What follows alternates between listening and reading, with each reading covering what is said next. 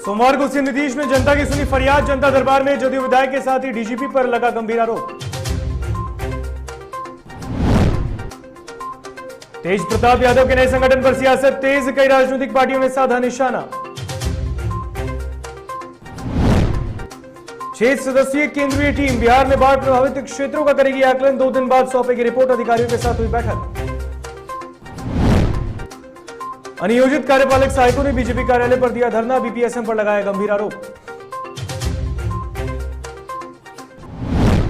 पंचायत चुनाव के दूसरे चरण के लिए सूचना जारी। अधिसूचना जारी। मंगलवार से शुरू होगा नामांकन की प्रक्रिया। तैयारियां पूरी।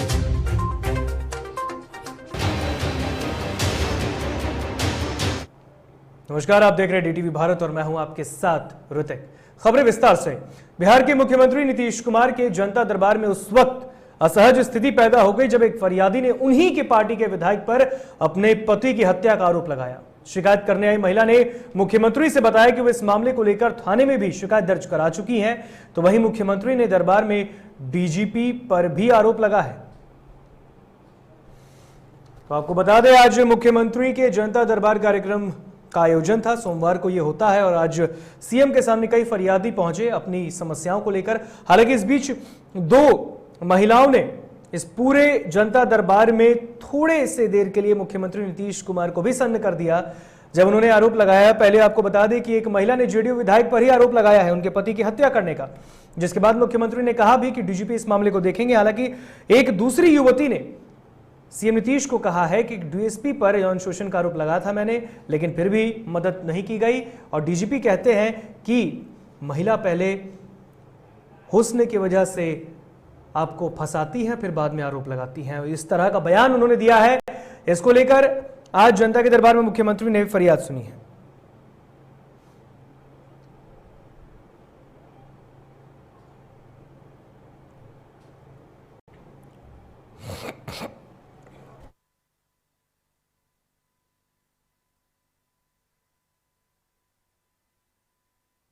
लालू प्रसाद यादव की बड़ी लाल तेज प्रताप यादव द्वारा नए छात्र संगठन बनाए जाने के बाद अब राजनीति तेज हो गई, जिसको लेकर बिहार सरकार के मंत्री सम्राट चौधरी ने तंज कसा है। साथ ही पूर्व केंद्रीय मंत्री नागमणि ने लालू परिवार पर निशाना साधा। इस दौरान उन्होंने कहा कि लालू यादव परिवार में भ्रष्टाचार की नींव से खुशहाली लाना चाहते थे, लेकिन ऐसा नहीं हुआ। घर में ही लड़ाई जारी है। तो वहीं बचाव में राजद प्रवक्ता मृत्युंजय तिवारी ने कहा कि यह पार्टी को मजबूत करने के लिए तेज प्रताप ने बेहतर रणनीति बनाई है।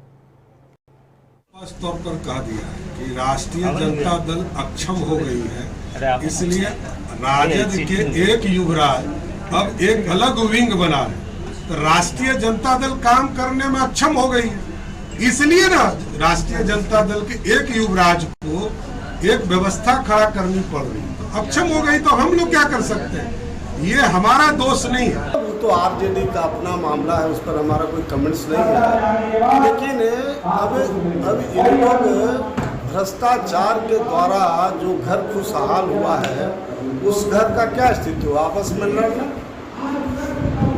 रावण का नाश ऐसी थोड़े हुआ है। और इसमें मिर्च मसाला लगा करके वो जो तड़का लगा रहे हैं, इससे कुछ हासिल नहीं होगा, क्योंकि सबको पता है राष्ट्रीय जनता दल पार्टी बिहार में सबसे बड़ी पार्टी है और नेता प्रतिपक्ष श्री तेजस्वी यादव जी को लगातार श्री तेज प्रताप जी कहते रहे हैं कि हमारा अर्जुन है, हम कृष्ण हैं। तो कृष्ण और अर्जुन की जोड़ी में जो लोग देख रहे हैं मतभेद, ये सब होने वाला नहीं है। उसको बीजेपी हो जेडीयू हो, हमारे विरोधियों को कुछ भी हासिल नहीं हो।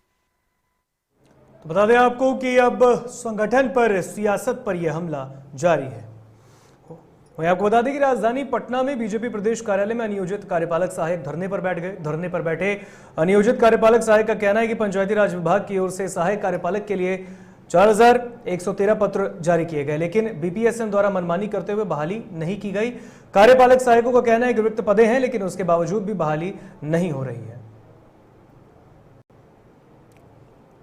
पिछले कई बार मतलब पंचायती राज विभाग के द्वारा हम लोगों को पिछले कई बार हम लोगों के पक्ष में लेटर निकाला गया कि कार्यपालक सहायक की बहाली की जाए सभी पंचायतों में पैनल से, जो डीएम जिला पदाधिकारी के द्वारा जो पैनल तैयार किया गया था टाइपिंग और परीक्षा के आधार पर। पंचायती राज विभाग कई बार लेटर दे चुका है, लेकिन हम लोगों का नियोजन नहीं हो रहा है, सिर्फ और सिर्फ बीपीएसएम के वजह से, बिहार प्रशासनिक सुधार मिशन सोसाइटी जो है उसके वजह से हम लोगों का नियोजन नहीं हो पा रहा है। हम लोग जब भी जाते हैं मिलने तो उन लोगों के द्वारा गाली गलौज वगैरह करके और वहाँ से भगा दिया जाता है। बिहार में बाढ़ से हुए नुकसान का आकलन करने के लिए एक 6 सदस्यीय केंद्रीय टीम पटना पहुंची है। ये टीम बाढ़ प्रभावित जिलों का दौरा कर स्थिति का जायजा लेगी। इसके बाद ये टीम बाढ़ से हुए नुकसान के बाबत राज्य सरकार के अधिकारियों के साथ बैठक करेगी। इस रिपोर्ट को देखिए।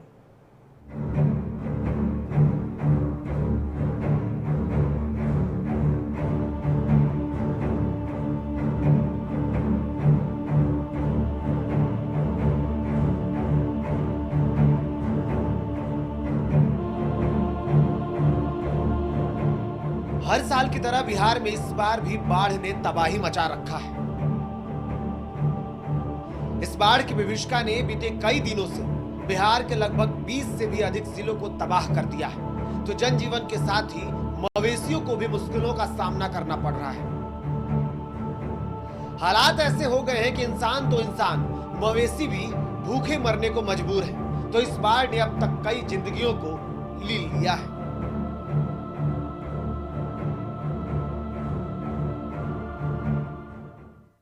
चरा लाने में कितनी परेशानी होती है? 40 रुपया रोज भाड़ा ले छै गरीब। कहाँ से लाते हैं? जजुआ मिले छै, एक छोर नहीं ले छै, जजुआ मिले छै वजह रोज जाए छै। आइ सनहा, आइ पचबी, आइ बलिया, डंडारी, करतारपुर। ये सब बेगूसराय में पड़ता है। बेगूसराय से लाते हैं खगड़िया में।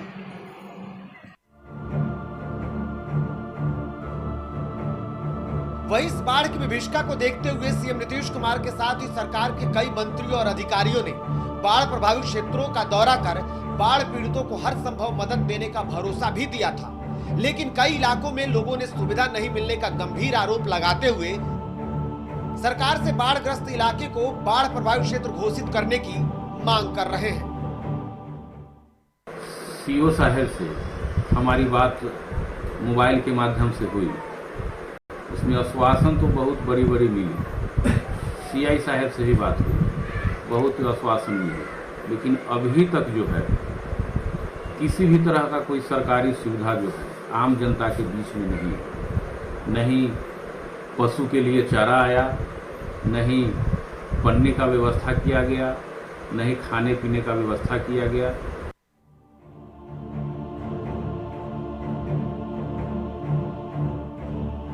वहीं पिछले कई दिनों से बाढ़ का दंश झेल रहे बिहार के कई बाढ़ प्रभावित इलाकों का जायजा लेने के लिए एक 6 सदस्यीय केंद्रीय टीम बिहार पहुंची है, जो अधिकारियों के साथ बैठक कर बाढ़ प्रभावित जिलों का दौरा कर तबाही का जायजा लेगी। इसके बाद यह टीम बाढ़ से हुए नुकसान का आकलन कर राज्य सरकार के अधिकारियों के साथ बैठक करेगी।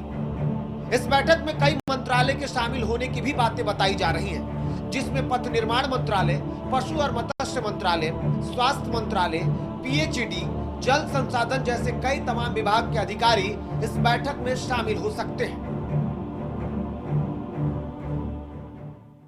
और कल का सर क्या चैलेंज रहेगा बिहार आए बाढ़ को लेकर?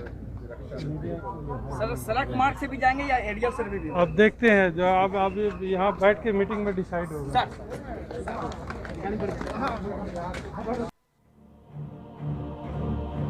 वहीं केंद्रीय टीम के बिहार आने के साथ ही प्रभावित क्षेत्रों में पीड़ित लोगों की अब उम्मीदें बढ़ गई हैं। दरअसल हाल ही में बिहार सरकार ने केंद्र सरकार से टीम भेजकर बाढ़ से हुए नुकसान का आकलन करने की मांग की थी।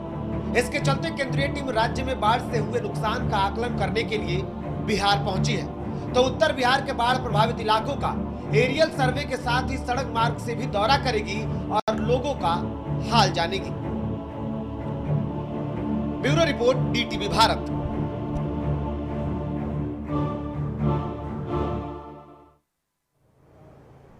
यहाँ रुकेंगे एक छोटे से ब्रेक के लिए, कहीं मत जाइएगा, जल्द हाजिर होंगे।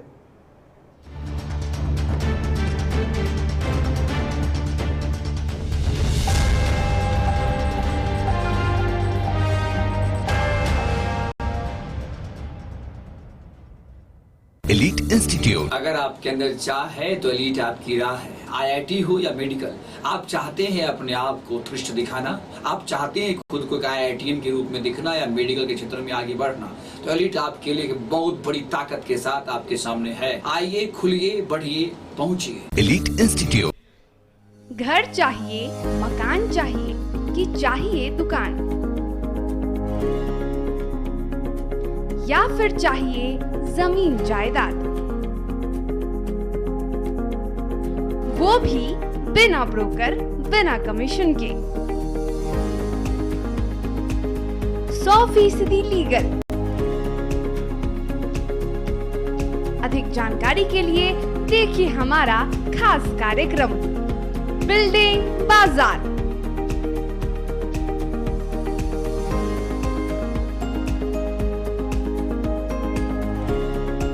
Finance expert engineer Madan Gupta के साथ सिर्फ DTV भारत पर, शनिवार और रविवार रात 8:30 बजे।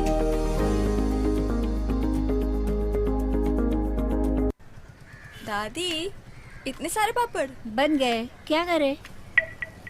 कच्चा पापड़, पक्का पापड़, एक्स्ट्रा पापड़, इंस्टा पापड़, कक्कर दादी के छत का पापड़ विद ऑनलाइन प्रेजेंस बन गया धाकड़। फोन पे करके ऑर्डर ही ऑर्डर, सब वाह हो गए इसको खाकर। कच्चा पापड़, पक्का पापड़, चंडीगढ़ टू चेन्नई बढ़िया सापड़। कच्चा पापड़, पक्का पापड़, एक्स्ट्रा पापड़, इंस्टा पापड़। बिजनेस बढ़ाओ इंडिया के फास्टेस्ट 4G के साथ, स्पीड से बढ़ो विद V GigaNet। और ये रहा आपका बर्थडे गिफ्ट। पापा, बेटा ये कैसा है? ये दुनिया क्यों न समझे, मेरी दुनिया बदल गई।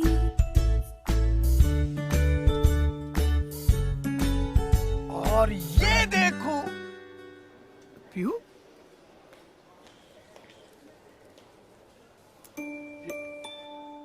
प्यू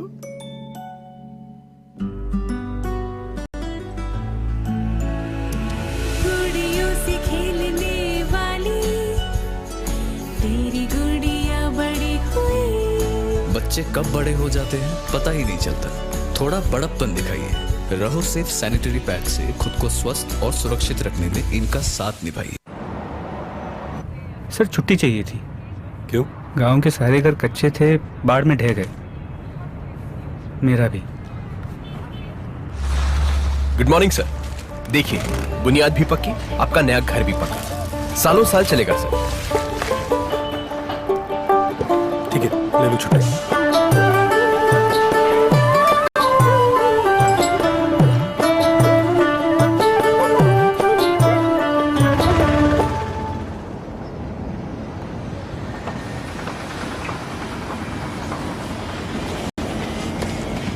लो, हो गया घर पक्का। छुट्टी कैंसिल।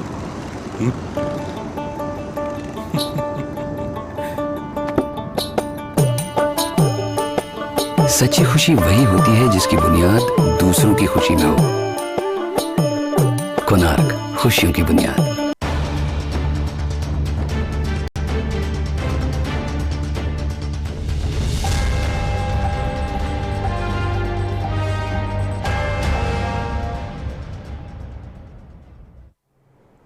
ब्रेक के बाद फिर स्वागत है आपका DTV भारत में। बढ़ते हैं खबरों में आगे। और आज पटना के बीजेपी प्रदेश कार्यालय में अनियोजित कार्यपालक सहायक ने धरना प्रदर्शन किया। आज बीजेपी में सहयोग कार्यक्रम था जिसमें 2 मंत्री बिहार सरकार के पहुंचे थे, एक पंचायती राज मंत्री सम्राट चौधरी और दूसरे वन पर्यावरण मंत्री नीरज बबलू। लेकिन इस बीच अनियोजित कार्यपालक सहायक ने धरना प्रदर्शन किया, BPSM पर मनमानी का आरोप लगाते हुए। इस पूरी खबर को हम आपको दिखाएंगे, वहां पर मौजूद थे हमारे संवाददाता निषेध।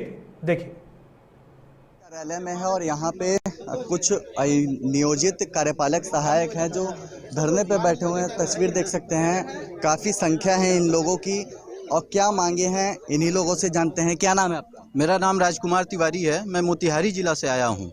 पिछले कई बार मतलब पंचायती राज विभाग के द्वारा हम लोगों को पिछले कई बार हम लोगों के पक्ष में लेटर निकाला गया कि कार्यपालक सहायक की बहाली की जाए सभी पंचायतों में पैनल से, जो DM जिला पदाधिकारी के द्वारा जो पैनल तैयार किया गया था टाइपिंग और परीक्षा के आधार पर। पंचायती राज विभाग कई बार लेटर दे चुका है, लेकिन हम लोगों का नियोजन नहीं हो रहा है, सिर्फ और सिर्फ बीपीएसएम के वजह से, बिहार प्रशासनिक सुधार मिशन सोसाइटी जो है उसके वजह से हम लोगों का नियोजन नहीं हो पा रहा है। हम लोग जब भी जाते हैं मिलने तो उन लोगों के द्वारा गाली गलौज वगैरह करके और वहाँ से भगा दिया जाता है कि नहीं आप लोगों का कुछ नहीं हो सकता, सब कुछ प्राइवेट कंपनी को दिया गया है, प्राइवेट कंपनी सब कुछ है, जबकि रिक्ति भी है, हर एक जिला में रिक्ति है, हम लोगों की तरफ लेटर भी है, लेकिन हम लोगों का नियोजन नहीं किया जा रहा है। एट लास्ट हम लोग यहाँ पे आके बैठे हुए हैं। गाली गलौज कौन करता है? गाली गलौज उसमें जो अफसर बैठे हैं वो करते हैं। 3 बार 4 बार हम लोगों के पास वीडियो भी है, लाठीचार्ज हुआ है, मार के भगा दिया जाता है। शांतिपूर्ण तरीके से हम लोग प्रदर्शन भी करना चाहते हैं लेकिन करने नहीं दिया जाता है। किसी और के पास गए हैं? जहाँ जनता दरबार गए हैं, बीपीएसएम गए हैं, जाते हैं वहाँ कोई सुनवाई नहीं लेता है। हम लोग दर दर हर जगह भटक रहे हैं। 3 साल से हम लोग जो है भटक रहे हैं। किसी से मुलाकात भी हुई है मंत्री जी से? मंत्री जी से बहुत बार मुलाकात हुई लेकिन कोई फायदा नहीं है। आज से ठीक 1 साल पहले जो बीपीएसएम के हैं सतीश रंजन सिन्हा, उन्होंने हम लोगों को बुलाया था।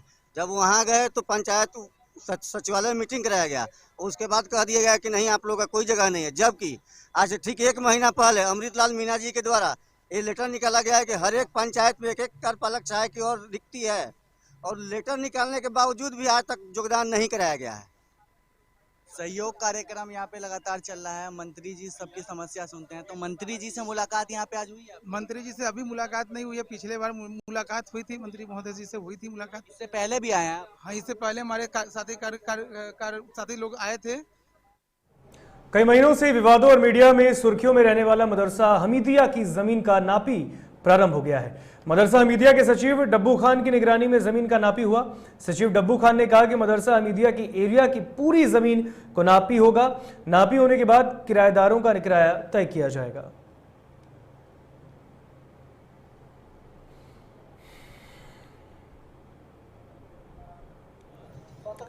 मोकामा टाले क्षेत्र अवस्थित घोसवरी पशु चिकित्सालय इन दिनों पशुपालकों के लिए अभिशाप बनता जा रहा है। इस केंद्र पर मवेशियों के इलाज की बजाय पशुपालकों की जेब खाली की जा रही है।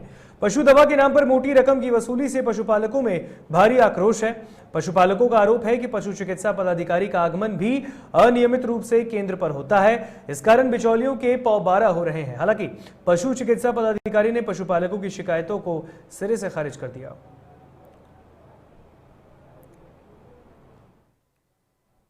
नहीं, अस्पताल डेली खुलता है और हम रेगुलर आते हैं। कभी ड्यूटी रहता है, जैसे कह रहे हैं 15 तारीख के बाद हम नहीं आए हैं। 15 तारीख के बाद मेरी ड्यूटी लगी हुई थी बाढ़ में, बाढ़ आपदा में मेरा ड्यूटी लगा हुआ था पटना में। तो वो पशुपालक को नहीं पता रहता है। जहाँ तक पैसे लेने की बात है तो पैसा नहीं यहाँ, तो पशुपालक जो आते हैं, जो 1 रुपया 2 रुपया जो नाम लिखाई लगता है पशुपालक से वही लिया जाता है। यदि कोई पशुपालक कह रहा है ज़्यादा पैसे का तो वो गलत है। यदि वो मुंगेर के तारापुर प्रखंड में फर्स्ट फेज पंचायत चुनाव के लिए चल रहे नामांकन के दौरान प्रत्याशियों के द्वारा रैली निकाल नामांकन केंद्रों तक पहुंच रहे हैं। इसका ताजा उदाहरण 2 तस्वीरों से समझा जा सकता है। इसमें साफ देखा जा सकता है कि कोई प्रत्याशी फूल से सजे गाड़ी घोड़ा और नगाड़े के साथ अपनी ताकत दिखा रहे हैं, तो कोई अपनी रैली में 100 बाइक सवारों को शामिल कर अपनी ताकत दिखा रहे हैं।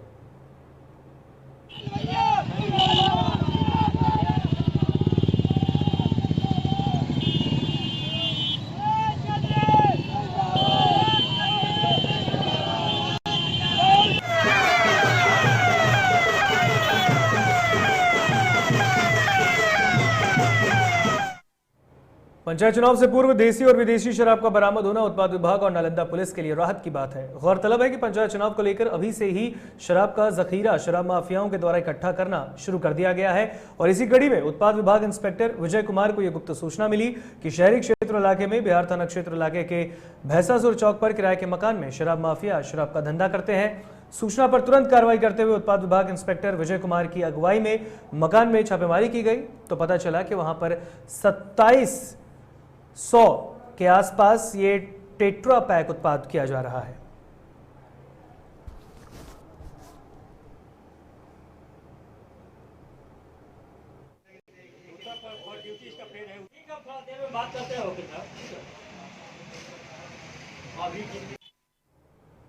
बक्सर के डुमराव अनुमंडल के नचाप गांव में नाली और गली का निर्माण कार्य शुरू हो गया है। आपको बता दें कि गांव में नाली और गली नहीं बनने के कारण घरों का गंदा पानी सड़क पर ही रहता था। इससे सड़क पर सालों भर जलजमाव की स्थिति है।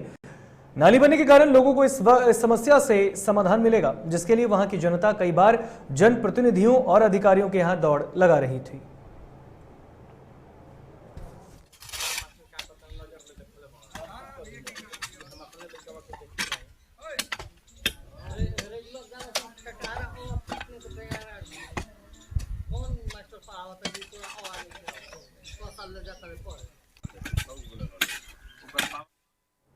गोपालगंज में पंचायत चुनाव के मद्देनजर डीएम ने एक प्रेस कॉन्फ्रेंस किया है। यहां उन्होंने नामांकन को लेकर जानकारी दी। डीएम ने बताया कि 13 पंचायत के 421 पदों को लेकर मंगलवार को विजयपुर प्रखंड में नामांकन होगा।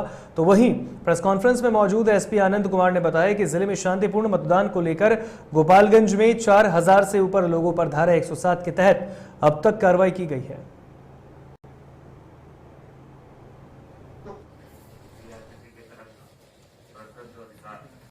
की अधिसूचना निर्गत होने के उपरांत आज द्वितीय चरण के जो फर्स्ट डोज इन्होंने लिया उस समय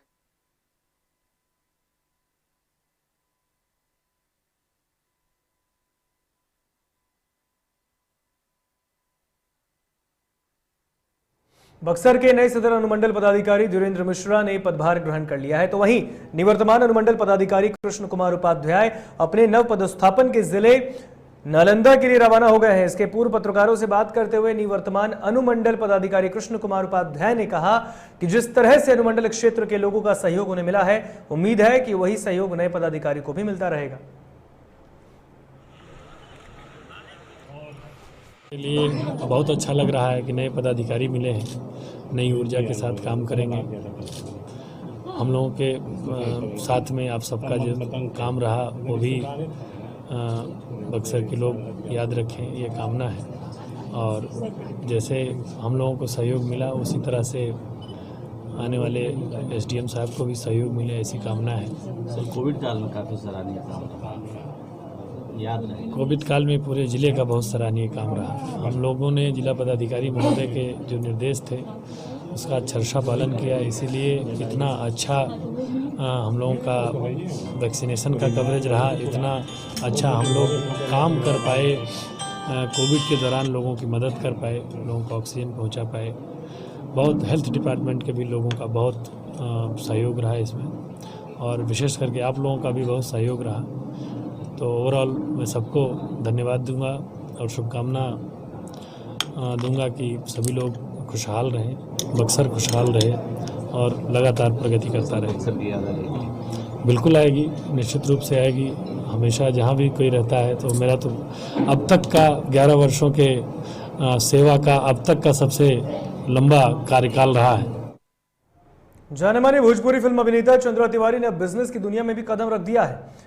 सिलिट्रा नामक फिनाइल का शुभारंभ किया गया और इसी कड़ी में कंपनी के सीएमडी ने कहा कि हमारी कंपनी होम प्रोडक्ट के क्षेत्र में लोगों के सामने एक बेहतर विकल्प रखती है। और क्या कुछ कह रहे हैं, इसके लिए सुनिए चंद्रा तिवारी को। माननीय फिल्म अभिनेता और गीतकार चंद्रा तिवारी के पास है। चंद्रा तिवारी जिन्होंने एक नए बिजनेस की शुरुआत की है। जी हाँ, हम बात कर रहे हैं सिलिट्रा की। सिलिट्रा कंपनी जो फिनाइल भी बनाती है, जो आपको हैंड सैनिटाइजर भी देगी और आप इसका उपयोग कर सकते हैं। और सिलिट्रा यानी हर घर की पसंद। तो हम चंद्रा तिवारी से खुद जानेंगे कि चंद्रा जी, बिहार झारखंड के मार्केट में आ चुका है सिलिट्रा फिनाइल, कैसे है ये हर घर की पसंद? सबसे पहले तो नमस्कार, प्रणाम, और सभी दर्शकों को भी नमस्कार, प्रणाम। और आप बताइए कि हम एक्टर और काफ़ी दिनों से हम लोग एक्टिंग करियर में भी अपना समय बिताए हैं, लेकिन अब हमारा इच्छा है कि जितने भी हमारे दर्शक हैं, जितने भी हमारे चाहने वाले हैं और जितने भी लोग हैं, हमारी कंपनी का प्रोडक्ट यानी हम जो बेहतर से बेहतर जितना हो सके बेहतर बनाकर हम लोग प्रोडक्ट को लॉन्चिंग कर रहे हैं। और सभी लोगों से मैं रिक्वेस्ट करूंगा, अनुरोध करूंगा कि हमारे सिलिट्रा जो है हर घर की पसंद, एक बार केवल इस्तेमाल करके देखिए, तब पता चलेगा कि ये सीरियसली हर घर की पसंद ही है। सरायकेला के कमरिया प्रखंड में एक सरकारी मार्केट शेड पर ईट भट्टा संचालक ने अवैध कब्जा कर लिया है। ईट भट्टा संचालक द्वारा कब्जा कर ईट को रख दिया गया। संचालक ने ईंटों के रखे जाने से किसानों को अपने फसलों की बिक्री के लिए गांव-गांव भटकने के विवश होना पड़ा है। विधायक दशरथ गागराई ने कहा कि विभाग द्वारा निर्माण से पूर्व बरती गई लापरवाही का ही नतीजा है कि आज लाखों रुपए से निर्मित मार्केट शेड अनुपयोगी बन गया है। क्षेत्र के विकास के लिए, लोगों की सुविधा के लिए ही सारे काम ऐसे योजना का करती है। पर उस पर सरकार को ही केवल हम दोषी नहीं दे सकते हैं। सरकार हमको सुविधा के लिए बना देती है तो उसका लाभ निश्चित रूप से हम लोगों को लेनी चाहिए। जिस पर्पज़ के लिए सरकार यहाँ हाट का शेड बनाई है, अब क्या स्थिति है, इसका क्या स्थिति और परिस्थिति में यहाँ इस शेड में बाज़ार नहीं लग रही है, ये तो चूँकि स्थानीय क्षेत्र का मामला है। हम चाहेंगे कि स्थानीय स्तर पर ग्राम समिति जो है बैठक करके उन लोग निर्णय लें कि सरकार। फिलहाल खबरों में बस इतना ही। आप मुझे दीजिए इजाजत। देखते रहिए DTV भारत। नमस्कार।